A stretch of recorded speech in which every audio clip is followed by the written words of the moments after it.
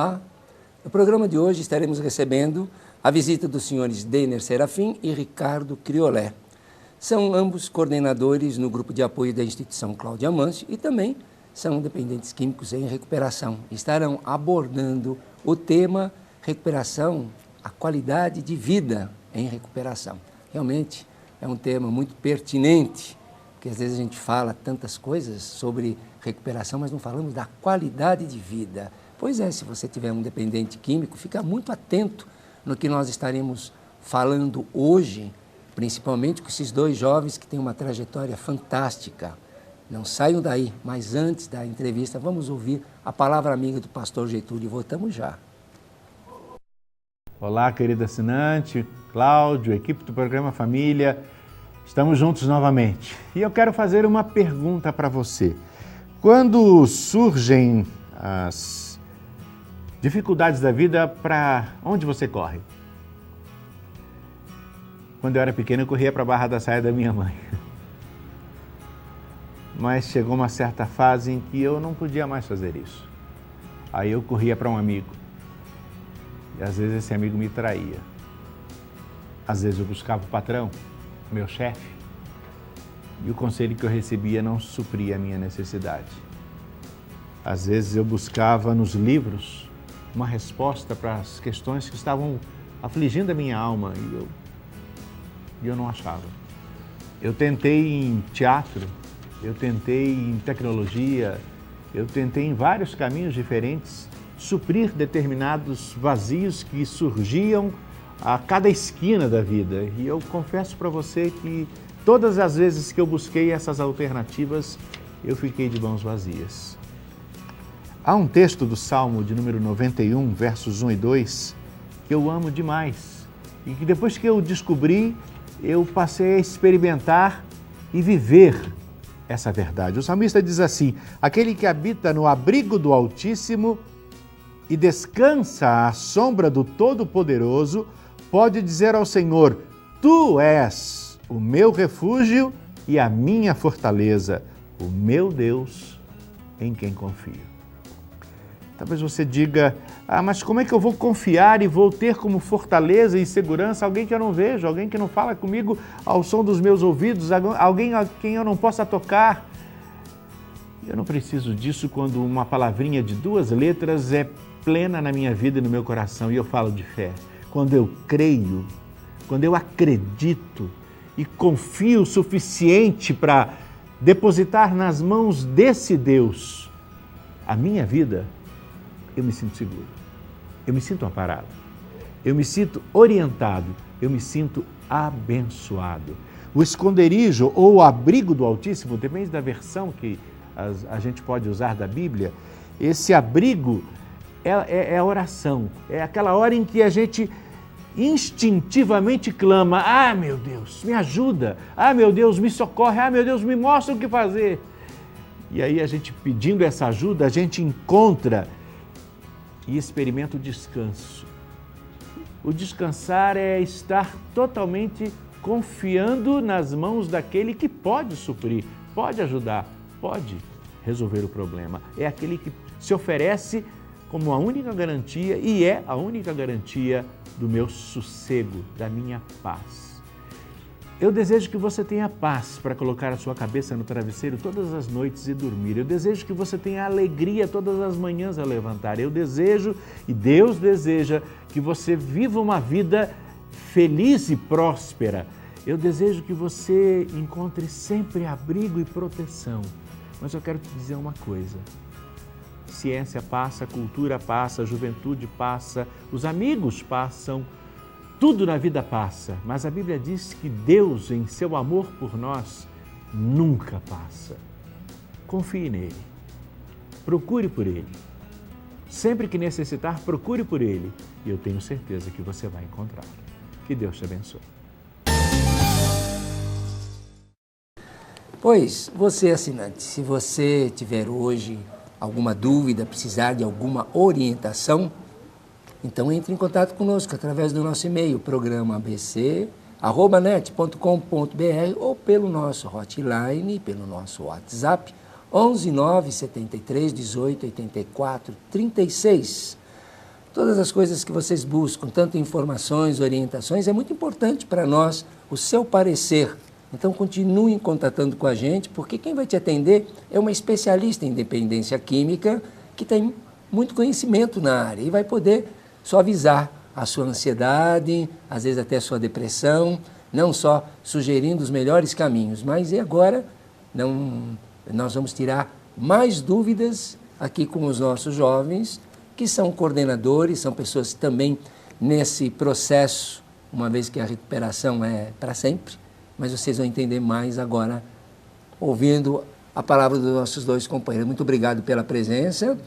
Eu chamo você de Criolé, não chamo de Ricardo, e você de Dentinho, que a gente tem mais, é o Denner, mas a gente tem uma convivência mais atuante no dia a dia. Muito obrigado pela participação. E nós vamos explorar um pouquinho da experiência de vocês. Pouco a gente se vê, não é? Verdade. Tudo bem com vocês? Tudo bem. Tudo bem? Então tá bom. Não precisa ficar acanhado não, viu? Aqui nós estamos como no dia a dia, que a gente bate aqueles bate-papo, vocês costumam ir na nossa casa, na nossa comunidade, levam a palavra todos os meses para os nossos jovens. No dia a dia vocês estão todos os dias, não é? E até agradeço que você está sempre lá de plantão, também dando uma palavra de incentivo, de apoio aos familiares quando chegam e até aos nossos jovens. Mas vamos lá na essência, que o nosso telespectador muitas vezes tem aquele ente que está enrustido. Como é que foi assim, o seu começo com a sua dependência química? Bom, Cláudio, o começo da minha dependência, na verdade começou a dependência dentro da minha casa, né? Meu pai, ele era um alcoólatra e eu não lembro muitas coisas do que ele fazia, porque logo ele foi embora, né? Ele se separou da minha mãe. Mas eu sempre convivi com aquilo do alcoolismo que minha mãe sempre mencionava. Quando eu cheguei aos 12, 13 anos, eu já tinha um comportamento elevado, uma criança que já dava trabalho na escola, não gostava muito de estudar, não tinha aquela força de vontade para estudar, mas eu era um moleque ativo. Eu tinha aquela coisa de querer ganhar dinheiro, de querer fazer as minhas coisas. Eu achava que o dinheiro era melhor do que a escola, né? E então eu trabalhei na feira. Eu tinha a feira me deu aquela coisa de liberdade, de fazer o que eu queria. Eu falava o que eu queria na feira. E quando eu tive o primeiro contato com a droga, foi dos 12 para 13 anos, no Natal, lembro até hoje, e eu usei a droga chamada haxixe. Nem foi a maconha. E naquela noite eu fumei, eu me senti meio aéreo, meio lesado, e tomei alguns copos de leite e fui dormir. No outro dia eu fiquei pensando naquilo que eu tinha feito, achei gostoso, né? Não dei continuidade, mas depois de um ano e pouco, que eu comecei a ter esse contato e usar. Com a maconha ou com o haxixe mesmo? Não, com a maconha. Com a maconha. O haxixe é uma maconha mais potencializada. Isso. Porque uma vez que fuma maconha, Cláudio, se torna realmente um dependente de maconha. É um maconheiro. Se bebe, tem um contato com álcool e bebe frequentemente, desenvolve a compulsão.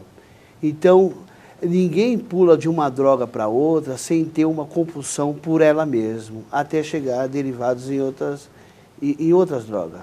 Sem dúvida. Então eu fui realmente um maconheiro. Depois realmente eu comecei a beber muito, fumando a maconha com o álcool. Eu tanto fumava bem como eu bebia bem. Isso até mais ou menos que idade? Até uns 17 para 18 anos. Com 18 anos, eu já tinha um comportamento e com esse comportamento me levou a uma prisão com 18 anos. Eu conheci realmente o crack dentro da prisão.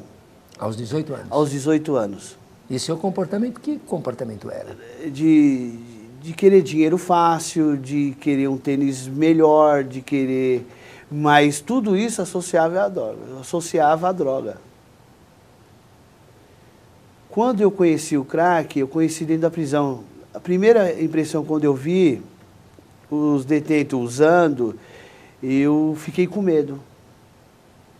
Aparentemente eu fiquei com medo. Mas naquela época era feita, né? Se chamava pitilho. Não era crack ainda, se chamava pitilho, que misturava a cocaína junto com bicarbonato e dava um choque térmico com água, e ali chamava casca. E daquela casca colocava na cinza, no cachimbo e fumava. E quando eu saí da prisão, a primeira coisa que eu fiz foi usá-la. E aquilo eu gostei. E você ficou quanto tempo detido? 1 ano e 4 meses. E saiu usando de lá? Saí usando. E dentro da cadeia você usava? Usava. Quando eu saí, mas só que dentro da cadeia eu só usava maconha. Quando eu saí, eu arrumei uma quantidade de dinheiro e comprei a cocaína. E um rapaz já usava no nosso meio e ele falou, eu sei fazer. E quando eu experimentei o pitilho, nunca mais eu fumei maconha. Eu já não fumo maconha há 20 anos. E aí você foi com a dependência da cocaína até que idade? Até conhecer o pitilho. Depois eu parei. Aí eu só usava o pitilho. Sim, e o pitilho você usou até que Até idade? os 29 anos. 29. Aí você conheceu o programa? Aí foi quando eu conheci... Através de quem? Quem te encaminhou? Eu estava em casa e o meu cunhado, ele conhecia o Chuim. E o Chuim, ele estava na chácara 1, aí ele ligou para o meu cunhado, que ele morava com o meu cunhado. E ele falou da chácara. Ele falou, ó, o Chuim está dentro de uma chácara. Chuim é um amigo seu que ficou internado numa comunidade nossa. Isso. E ele falou que lá é muito bom. Que lá ele não usa, lá tem um programa e se eu queria ir para lá. Quando eu cheguei, há algum tempo eu fiquei raciocinando se eu queria ir ou não, porque realmente eu não sabia o que eu tinha, né? O porquê eu usava. Eu acordava com um pensamento e fazia outras coisas. Eu acordava aí que eu não ia usar e realmente eu usava o dia inteiro. Quer dizer, você não tinha mais a sua opinião. A opinião de nada valia. Nada valia. Querer parar ou não dava na mesma, porque você que dizia disse não. Que as minhas melhores ideias era ir usar. Com certeza. Né? Eu não tinha mais discernimento de nada. Inclusive, na época eu já tinha 4 filhos, né? Uma menina de 9 anos, um menino de 7 anos, um de 5 e um de 3 anos. Com a mesma companheira você estava todo esse tempo? Todo esse tempo. E ela era usuária ou não? Não, nunca usou. Não. Não. E como é que ela via? Você não usou, ela não percebia? Não, ela já sabia que eu usava antes de nós morar juntos. E assim mesmo assim deu para dar... E a vida deu continuidade assim. Aos trancos e barrancos. Aos trancos e barrancos. Inclusive, quando eu cheguei nessa instituição, falaram para mim que eu era um dependente, eu tinha um problema, eu tinha uma doença, que eu falei assim, amanhã eu vou me internar. Na minha casa já não tinha mais água, não tinha mais luz, aluguel já não pagava há muito tempo. Aí eu deixei, quando eu me internei, eles já não tinham água, não tinha luz, eles não tinham nada, eles já estavam morando no escuro. Já estava bem comprometida a sua vida? Já estava. Tanto familiar, profissional? Tudo. Eu era um rapaz que eu já tinha conhecido a panificação, né? Eu mexia com panificação, confeitaria, né? Mas eu não conseguia a fundo, não conseguia aprender mais. E aí você deu início no seu tratamento, você foi fazer, ficou internado? Fiquei internado. A ficar internado? Fiquei internado há uns 8 meses. 8 meses. Isso há quantos anos atrás? Em 2002. Isso há 13 anos atrás. Há 13 anos atrás. Então é esse tempo que você conhece o programa. Você está com 42 anos hoje? 43 anos. Então, de lá para cá. E aí você permaneceu bem? Durante 8 anos e 8 meses. Parabéns. Então vamos ver. Como é que você, Criolé, conheceu o programa? A minha história é bem acreditar em um poder superior, né? Eu, como um dependente químico assíduo, né? Usava também a maioria dessas drogas que o Denner acabou de falar. E eu fiquei 2 dias fora de casa, coisa que eu não costumava fazer, né?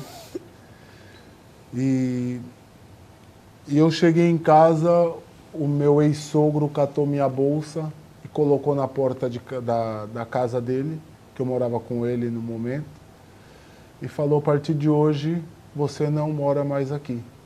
Né? E aquilo me deu um desespero.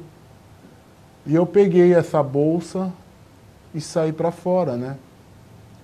E minha ex-mulher, desesperada na época, com a criança de 4 anos e uma menininha de 11 meses, e aquilo me deu um desespero. Eu falei: agora é a hora de eu morrer, né?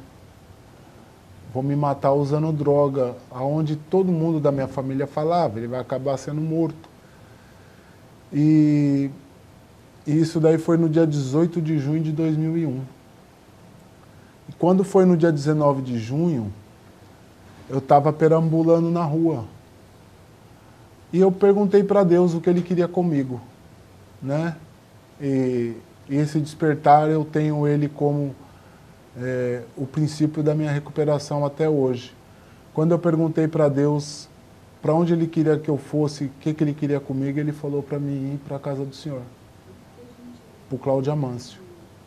E naquele exato momento eu estava na Avenida Industrial, eu não dei um passo mais para frente, eu retornei para trás, que eu estava indo para Santo André. E fui até a Associação Antialcoólica, que eu achei que o senhor ficava lá na época. Mas você já conhecia a nossa casa, a Instituição Cláudio Amâncio? Já tinha ouvido falar. Já tinha ouvido. Isso. Então, nesse momento que você solicitou, você te remeteu à lembrança de um local que você sabia que prestava esse apoio. Porque eu morava perto, né, de uma clínica que o senhor tinha na Alameda São Caetano, né? Eu morava 4 quadras para cima. E foi aonde eu fui até a associação, encontrei o seu Lira, e ele falou: não, ele não fica aqui, ele fica na rua Antônio Bento, número 104, e eu fui até lá. Né? E cheguei até lá, encontrei 4 rapazes que eu já tinha visto na rua lá, que estavam na casa do senhor na época, né? E eles estavam lá na frente. E eu falei, eu queria falar com o Cláudio. E eles perguntaram: o que você usa, né? E eu, desesperado, precisando de ajuda, eu falei: meu, eu uso tudo, cara. Ah, é tudo o quê? Eu falei: cara, eu uso crack, maconha, bebo álcool, cheiro cola, o que tiver para deixar louco eu tô usando. Aí: não, senta aqui, vamos conversar e tal. E foi assim, né? Que eu permaneci aquele dia, aí pediram para eu pegar uma reunião, e eu desesperado, né? Perdi família. E eu peguei essa reunião e eu achei interessante demais, nessa reunião das 3 horas que tinha lá, das 3 às 5, quando me falaram que eu era doente. Né? E eu achava que isso era uma sacanagem minha, né? Safadeza, que meus parentes falavam isso, meu ex-sogro e assim por diante. Ele é safado, ele nunca vai parar, né? E eu conheci esse programa através dessas pessoas que se encontravam em casa e se reunia lá no grupo para estar conversando, desabafando. E quando eles bateram aquela salva de palma para mim, dizendo que eu era a pessoa mais importante, aquilo me comoveu demais. Porque em lugar nenhum eu tinha encontrado esse carinho, sabe? Esse afeto, as pessoas falando que eu era a pessoa mais importante, sem saber quem eu era. Então eu falei: poxa, eu vou me dar uma chance, se eu sou importante eu vou continuar. E eu fiquei do dia 19 até o dia 24, foi quando o senhor me abriu as portas da mansão na época, e eu continuei, dei continuidade no meu tratamento. né, por 1 ano e 3 meses lá Então dentro. você se internou na nossa casa. Me internei. E ficou mais de 1 ano. 1 ano e E 3 nesse meses. 1 ano você chegou a trabalhar? Então, como eu não sabia fazer nada, né, Cláudio? Só usar droga e fazer coisas erradas. Na época, eu fiz um curso de segurança, né? Falei, poxa, a segurança vai ser mais fácil e tal, para arrumar um trabalho. E assim, eu aprendi muito nesse 1 ano e 3 meses lá dentro, né? E aí você, saindo de lá, deu continuidade ao tratamento. Dei continuidade E ao no trabalho tratamento, também. E ao trabalho também. E aí você teve recaídas? Qual foi o procedimento para se manter sóbrio? Você continuou indo numa sala? O que você fez para se manter bem? Então, logo quando eu cheguei, tinha um senhor lá que ele dizia muito para nós que nós, sem a reunião, nós não ia conseguir ficar limpo, né? E como eu era desacreditado de tudo, né, eu comecei a observar o que era uma reunião. E eu peguei uma compaixão muito grande, sabe, por reunião, em fazer reunião. E quando eu saí de lá da mansão na época, com 1 ano e 3 meses, eu me lembro como se fosse hoje, o senhor falou, não abandona a gente. E eu faço isso até hoje, não abandonei.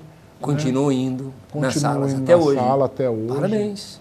Vamos levar mensagem nas chácaras, né? A cada 15 dias estamos lá com os internos. E nós mostra para ele que aqui fora funciona, né? Desde que você esteja parado num local. Desde que esteja numa sala, né? Continuamente. Parabéns. E você seguiu esse rastro que ele está mostrando? Saindo da internação, você também foi para uma sala? Fui para uma sala até um determinado tempo. Nós dois fizemos reuniões 2 anos na mansão, toda sexta-feira. E depois a minha vida ela deu um outro rumo, né? Eu comecei a fazer curso, eu comecei a crescer na vida. Eu tinha, comecei a colocar outros tipos de responsabilidade, trabalho, objetivos na vida e deixei um pouco a minha recuperação. Dentro da minha mente, a minha doença doentia colocava na minha cabeça que eu não precisava mais de grupo. Depois de quanto tempo de sala que você pensava assim? Depois de uns 4 anos de sala. Quer dizer, durante 4 anos você fez a manutenção, ia na sala, levava a palavra. Fazia o que tinha que ser feito. Aí o seu objetivo foi para outras coisas. Assim, a sua doença, você falou, ela já está praticamente aplacada, estou bem com ela. Estou bem, né? Estou curado, né? E realmente eu não entendia muito bem, né? Eu procrastinava a minha recuperação. E eu achava na minha mente doentia que eu não usaria mais droga, que eu não beberia mais. Isso segurou quanto tempo? Mais uns 4 anos e 8 meses. Ficou bem sem sala? Sem sala. Ia na igreja, em algum local? De vez em quando na igreja. Menos ruim. Né? Mas durou até uns 8 anos e 8 meses. E os seus comportamentos nesses 4 anos eram o mesmo? Ou você percebe que... Quando eu parei de dar satisfação para a minha doença, satisfação dentro de uma sala, meu comportamento ele começou a ser outro. Sua família percebeu? Sua mulher, por exemplo? Não, ela sabia... primeiro começou na traição. Meu casamento, quando eu estava limpo há 7 anos e uns 3 meses, eu me separei.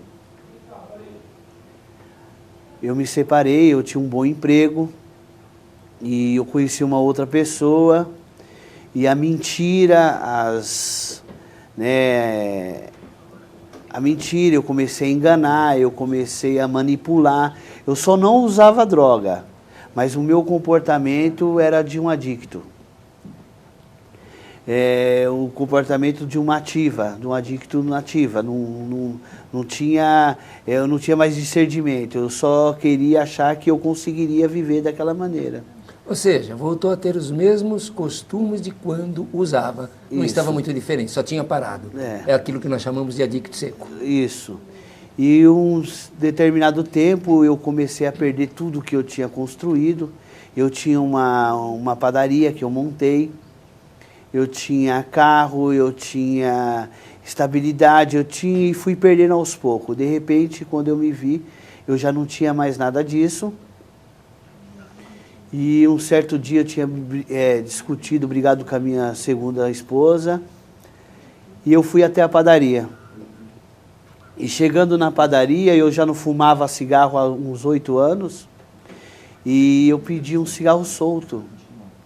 Quando eu fumei, me deu uma sensação de recaída, me deu uma sensação de loucura, porque quando eu fumei, eu senti eu meio... Diferente. Diferente, que o cigarro me deu aquela tontura. E aí eu coloquei na minha mente que eu já tinha recaído.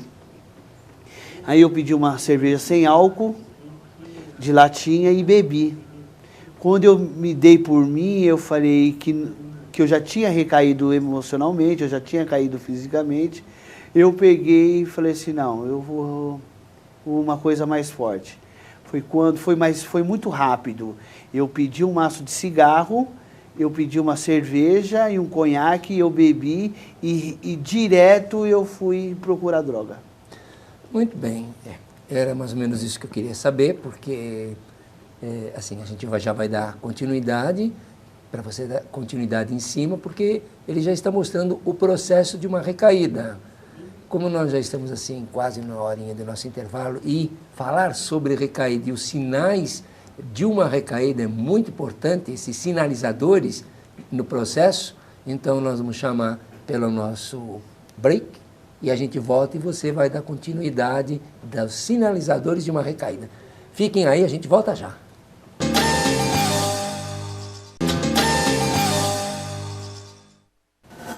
Estamos de volta com o programa Família, recebendo hoje a visita dos senhores Denner Serafim e Ricardo Criolé. Ambos são coordenadores na sala, ou melhor, na sala da instituição Cláudio Amâncio, que dá apoio a dependentes químicos. No caso deles, eles estão dependentes químicos no processo de recuperação, uma vez que a recuperação se dá a vida inteira. Vocês viram já na primeira parte a colocação do dentinho, que ele esteve bem durante 8 anos, sendo que durante 4 anos ele permaneceu dentro de uma sala, mudando seus comportamentos, porque a doença, além de alterar o sistema neurológico e os tornar elegíveis a essa compulsão, ela também, de uma forma em grande escala, há uma disfuncionabilidade comportamental, que também precisa, na medida do tempo, retornar resgatando esses valores morais de caráter. Ele deixou e voltou a ser praticamente aquela pessoa que quando ele usava. Então se você tem um usuário de uma substância dentro da sua casa, é muito importante que vocês sejam atentos nos relatos que nós estamos agora explorando, para que vocês vejam até onde pode auxiliar. Mas, para tanto, se você precisa de uma orientação, se você tiver alguma curiosidade e precisa de um norte, entre em contato conosco através do nosso e-mail, programabc@net.com.br, ou pelo nosso hotline, o WhatsApp, 11 9 73 18 84 36, que nós temos uma especialista que também pode tirar um pouco das suas dúvidas ou encaminhar para esses jovens. E aí, Ricardo? Criolé. Muito bem, você ouviu ele mostrar como foi esse processo da recaída dele. Então eu gostaria que você esmiuçasse um pouquinho mais esses sinalizadores de uma recaída. Então, Cláudio, como nós temos uma doença, né, e ela é incurável, né, sabemos disso hoje, né, depois de muito tempo ao uso, né, descobrimos que isso é uma doença, cada adicto em tratamento. Então, assim, a recaída ela vem de várias formas, né? O sinal de recaída, né? Como o Denner falou, deixar o grupo, né? Esquecer não que a gente forma tantos amigos, né? Mas a gente encontra bastante amigos lá dentro, né? Então a gente acaba esquecendo de tudo isso, né? Deixa de levar mensagem para o adicto que ainda sofre, né? Tantas pessoas sofrendo aí na adicção ativa, pai, mãe, sem saber o que fazer, né? Então, é uma coisa assim, sabe, que eu procuro sempre estar fazendo, né? Que é a minha manutenção para não recair, porque tudo isso que ele falou agora, a gente aprende dentro de uma sala, né? Quando chega um companheiro recaído, a gente pergunta, ô companheiro, o que aconteceu e tal, e eles mostram para nós o que nós não devemos fazer para não estar recaindo. Então isso é uma troca de informação muito grande que temos na nossa sala, que nos ajuda, sabe, a se manter numa trilha de recuperação, né? A partir do momento que você dá o primeiro passo e você aprende que tem vários adictos que sofrem, né? E você é a pessoa mais importante naquele dia e os companheiros falam, meu, espera o companheiro que está para chegar amanhã, porque você já chegou. Então a gente muitas das vezes esquece de tudo isso, sabe? E abandona o grupo, acha que vai ficar bem. E isso é uma utopia, né? Quando nós vai perceber, a gente já está com um copo de álcool na mão, ou com a maconha na outra, sabe? Um simples cigarro levou ele ao uso, né? Mas não só isso, né? Isso foi o comportamento, né? Deixa uma espiritualidade, muda totalmente o relacionamento, a forma de se viver. Esquecer do próximo é muito complicado para nós no dia de hoje, sabe? Então nós temos sempre que estar levando a mensagem, não importa quem e aonde. Se nós pode estar indo até o local, a gente vai, sabe? Eu sempre faço isso, por quê? Porque essa é a minha manutenção diária. É por aí. Então nós vimos, e ele foi assim codificando, e você relatou que em primeiro lugar ele abandonou uma sala, uma vez que estava dando certo durante mais de 4 anos. Primeira coisa, ele novamente, ele se sentiu autossuficiente, acreditou que por ele só ele conseguiria. E foi conseguindo. Contudo, ele percebeu que foi deteriorando os valores morais, porque ele colocou que já foi se distanciando da esposa, traiu a esposa, ele colocou objetivos maiores, eu vou ter uma padaria, eu vou ganhar dinheiro, eu vou ter um bem-estar material, que vai, assim, ao contrário daquilo que vocês aprendem no programa, que o material é consequência de uma qualidade de vida em recuperação, e que vocês têm uma doença crônica, remitente, ou seja, ela pode vir, assim, pode ter 5, 10, 15, 20 anos, não importa o tempo. A partir do momento que você abandona, quem não está em recuperação está a caminho de uma recaída. Então nós vimos que ele foi deteriorando o caráter dele, que remete ao tempo do uso, porque no tempo do uso a pessoa realmente não tem valores, não é? Abandonou assim, os velhos companheiros, deixou de levar uma mensagem, deixou de ter uma ligação espiritual, e quando ele se percebeu, ele tropeçou num único cigarro. Quer dizer, um único cigarro foi aquela coisa, eu recaí, deixa eu beber um. Então isso chama-se reserva, que no fundo faltava mais determinação da sua parte, mais determinação. Foi deteriorando de tal forma que um cigarro é lícito e não poderia ser recaída, um cigarro. A vontade era tão grande que você não tinha mais discernimento. E é como o Criolé disse, a sala, no dia a dia, te dá essa capacidade racional de entender, de ter esse entendimento. E o resgate seu, como é que se deu? Uma vez que você, depois de todo esse tempo, recai, como é que você foi resgatado, você mesmo se resgatou? No mesmo dia que eu recaí, eu liguei para o meu padrinho, que é ele, o Ricardo. Ah, que é o próprio Criolé. Eu liguei para ele e aí ele pegou e falou assim, você vem até o Tinga, na estação, que eu te pego e te levo para a chácara. E eu fui, na mesma noite.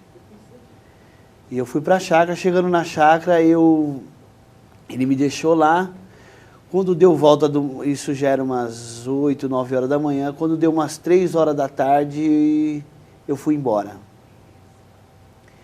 Eu fui embora e fui usar, fui direto usar. E fiquei nessa 11 meses usando. E o seu padrinho? Te procurou, você procurava? Me procurou, ele me procurava. E você não ia em sala? Não, algumas vezes nós se trombava, nós se via, ele falava assim, volta para a sala, né? Para com essa bebida, né? Que eu mentia para falar para ele que só estava bebendo, né? Na verdade eu estava usando. E eu voltei.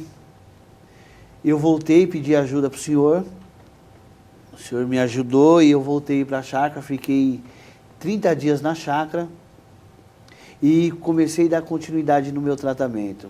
Na sala? Na sala. Com 1 ano e 4 meses eu resolvi ir para o Rio de Janeiro, e ao convite de um trabalho, e tive a outra recaída.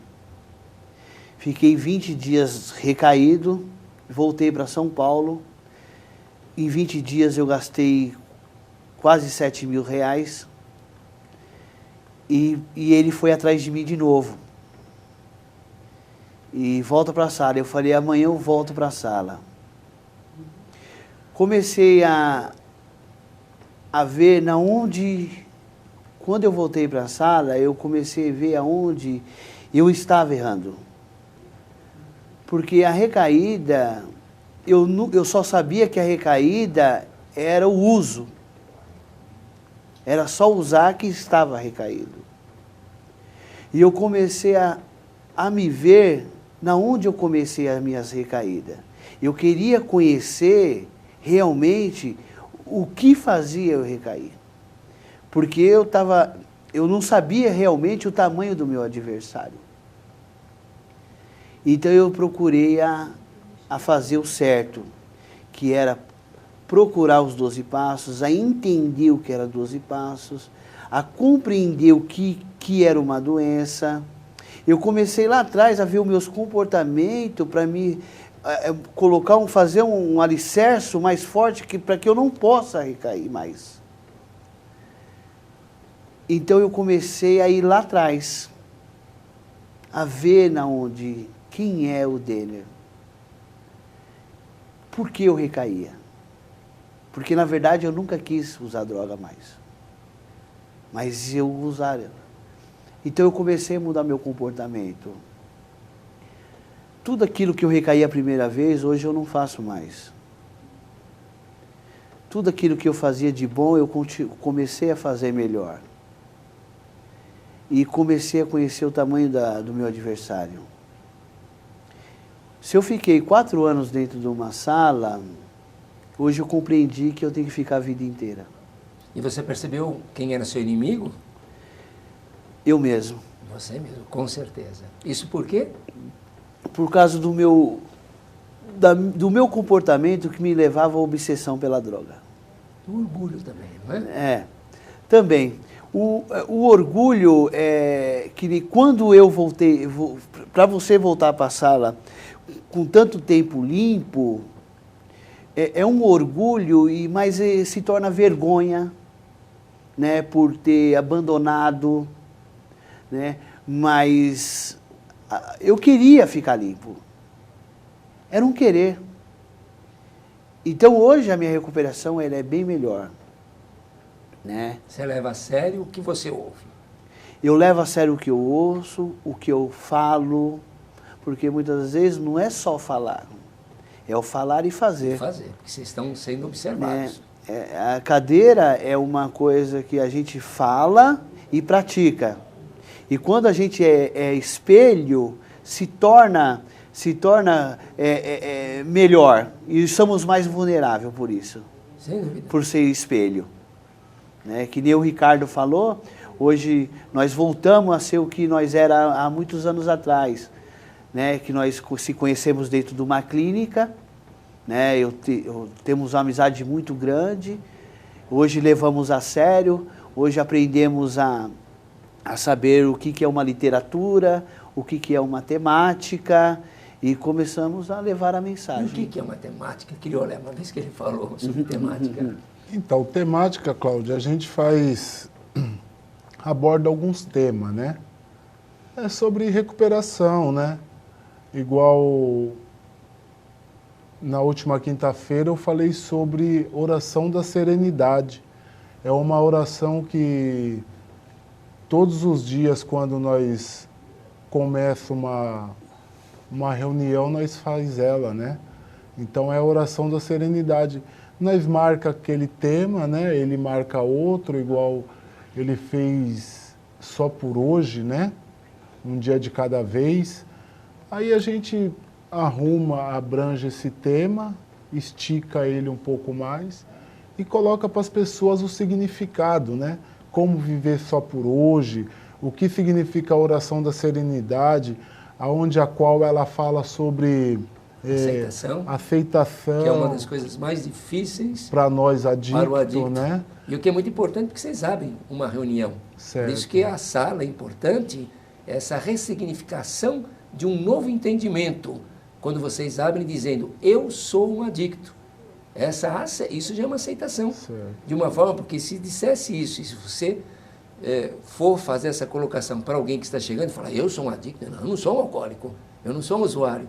E o que é interessante, ele aprende a aceitar, porque ele se vê na colocação de cada um de vocês quando se colocam. Eu sou um adicto.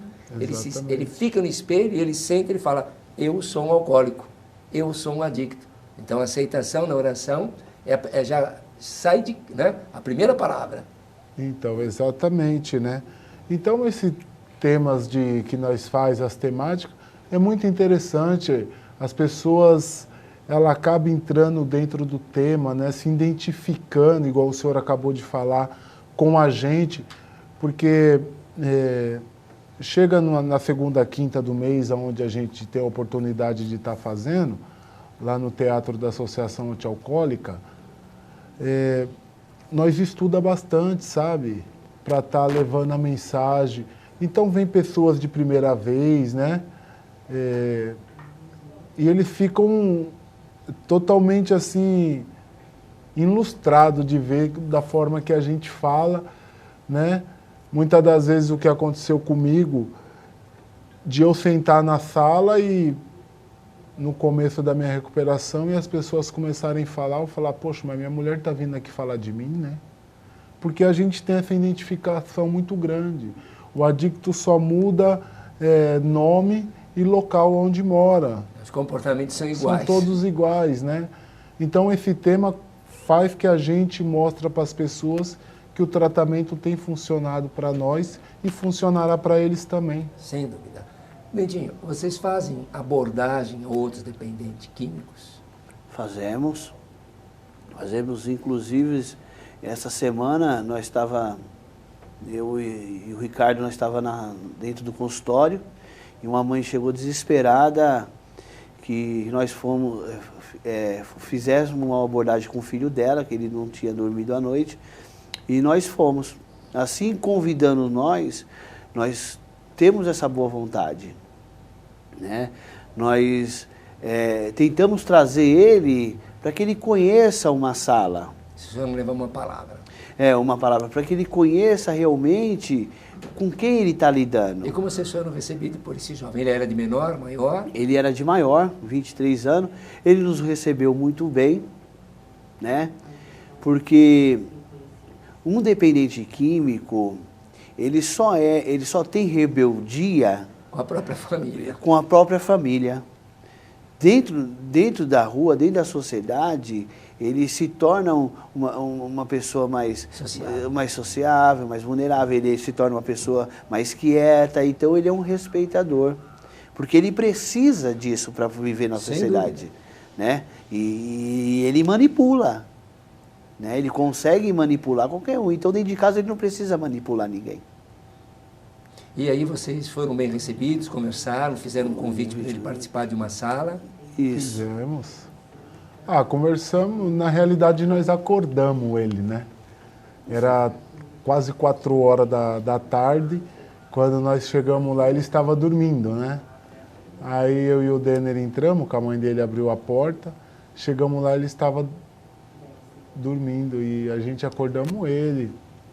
Conversamos com ele, sabe? Acordamos até com carinho, né? Trocamos umas ideias e tal, sabe? Porque é complicado ver o quanto a família sofre, o desespero da família, né? Então, muitas das vezes o que a gente faz, porque a gente fez muito nossas famílias sofrer, E o que a gente quer mais é que as pessoas entendem que é uma doença e faça parte do nosso elo. Porque somos uma corrente, o grupo, né?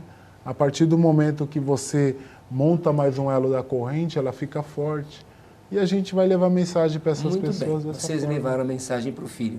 Essa mãe foi orientada de que ela deve continuar indo ao grupo?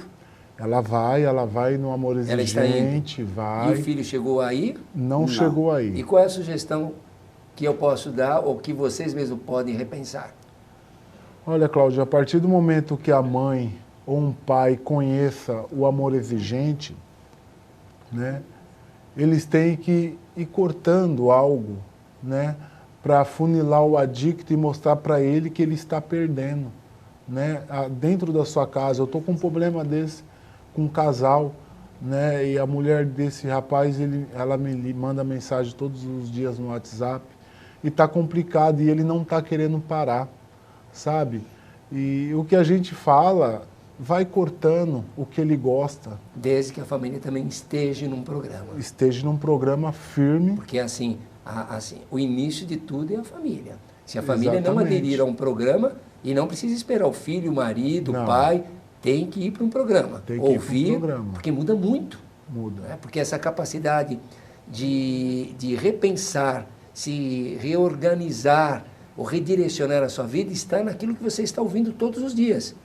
Na medida que você está ouvindo, a terapia de espelho é uma das mais significantes terapias comportamental que existe.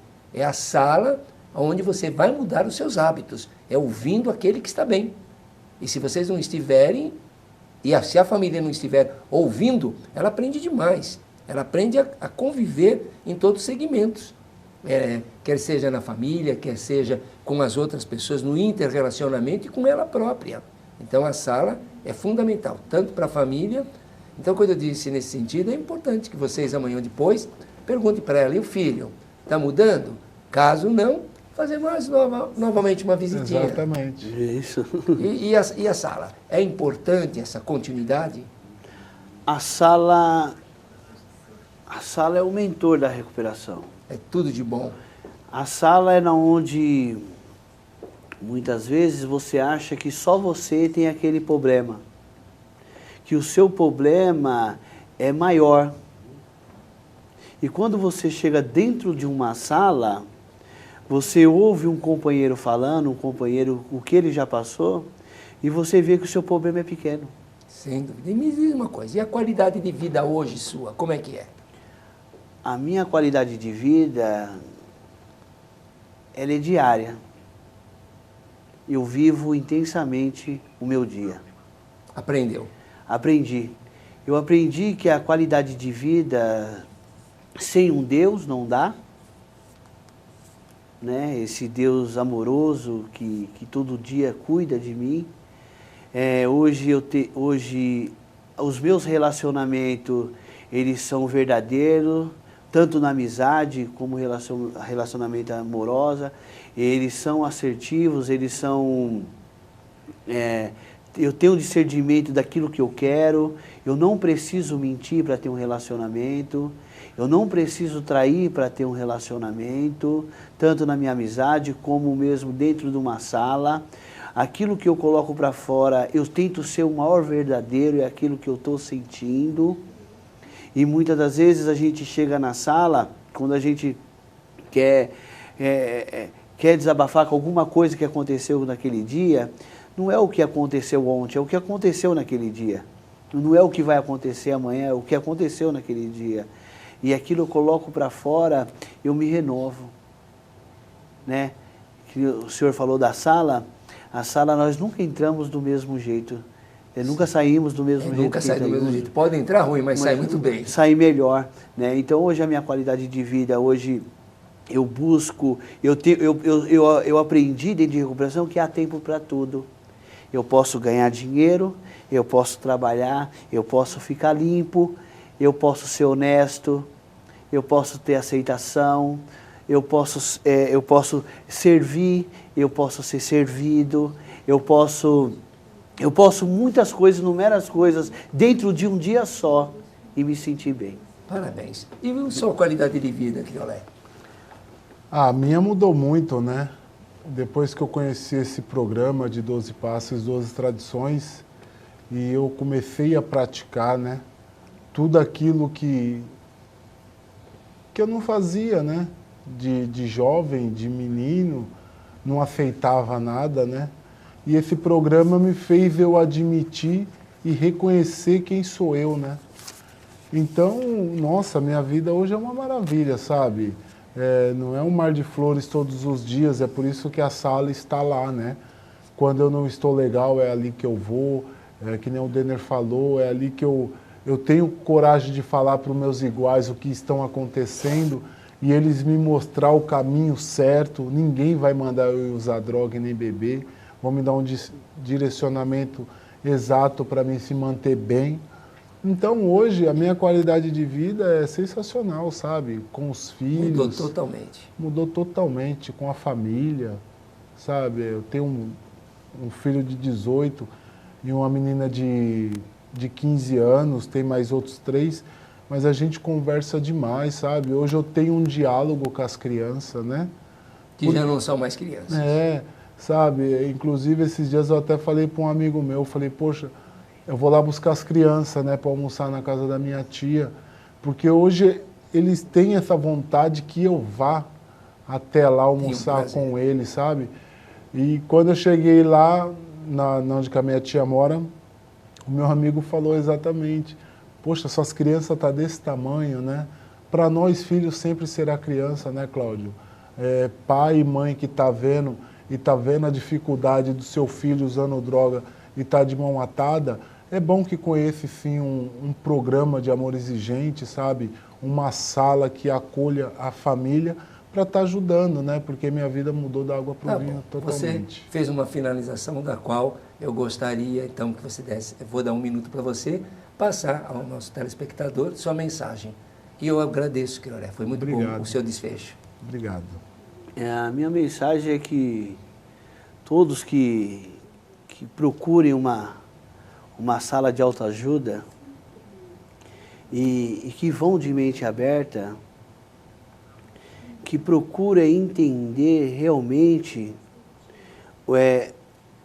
o que pode ferir futuramente.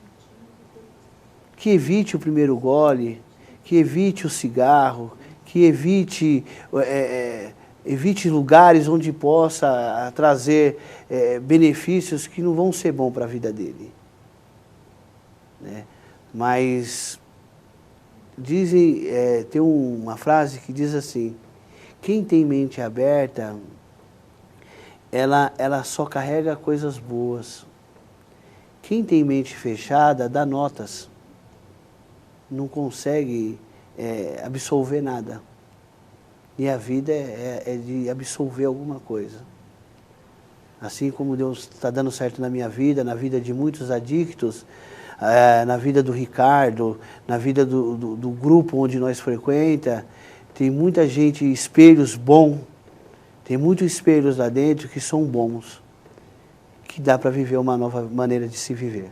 Perfeito. Então, tá aí, telespectador, vocês ouviram um desfecho na palavra do Ricardo Criolé e do Denner, que a gente chama de Dentinho. A sala é muito importante para você, família, codependente, para o seu filho. Se vocês têm necessidade de vir aprender, e muitas vezes aquela dificuldade daquilo que você não está podendo alcançar, falando com um desses jovens, um dos nossos coordenadores na sala de família, eles têm esse amor, essa solidariedade de levar a palavra na sua casa. Não são todas as pessoas que fazem isso. Muitas pessoas não entendem que esse programa é de amor. E esse ato que eles têm, esse compromisso que eles têm, é isso diariamente. Eu já os vi, vejo no dia a dia, assim como estava falando antes do programa, que um pai me procurou desesperado, e ele me disse, já conversei com esse pai e já me prontifiquei a ir na casa dessa família. Então vocês viram que na realidade o adicto com eles é totalmente diferente, talvez é disso que você está precisando. Então não deixe de ir numa sala, conhecer pessoas iguais a essas pessoas simples, humildes, mas que hoje têm uma vida muito melhor do que aquela que um dia com a droga não era vida. Hoje é uma qualidade de vida. E agradeço a participação, então, de ambos, de Ricardo, de Denner, dizer que esse programa tem apoio da instituição Cláudia Manso, que dá apoio não só aos dependentes químicos, também aos codependentes familiares. Tem apoio da Igreja Batista Betel, através da palavra amiga do pastor Getúlio, aqui do grupo de voluntariado do canal Net Cidade, do nosso amigo Djalma Lorenzini, que manda esses ornamentos, as flores, semanalmente, e convidar todos vocês, grupos anônimos, que queiram mandar um tematista, um especialista, ou mesmo você que gosta de conversar, que tenha conhecimento de causa, ou mesmo qualquer outra dificuldade compulsiva, desde que traga comportamentos disfuncionais para a família e para você, então venha trocar ideias. Esse é um programa democrático e contamos com a sua presença. Um forte abraço e até o próximo programa.